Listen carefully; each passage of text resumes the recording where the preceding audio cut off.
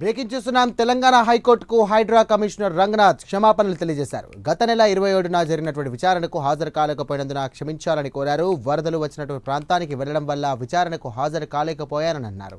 బతుకమ్మ కుంట case విచారణలో భాగంగా ఆయనను కోర్టుకు హాజరయ్యారు. ఈ కేసులో హైడ్రాపై ఎస్ సుధాకర్ రెడ్డి అనే వ్యక్తి కోర్టు ధిక్కరణ పిటిషన్ దాఖలు చేశారు. ఈ సందర్భంగా కోర్టుకు హాజరైన రంగనాథ్ క్షమాపణలు చెప్పారు.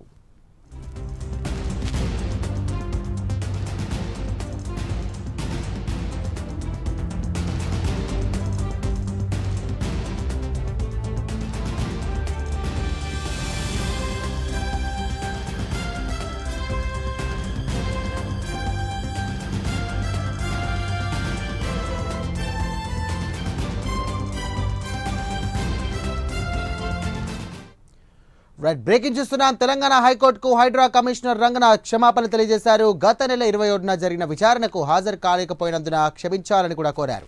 వరదలు వచ్చిన ప్రాంతానికి వెళ్లడం వల్ల విచారణకు హాజరు కాలేకపోయానని అన్నారు. బతుకమ్మ కుంట కేసు విచారణలో భాగంగా ఆయన కోర్టుకు హాజరయ్యారు.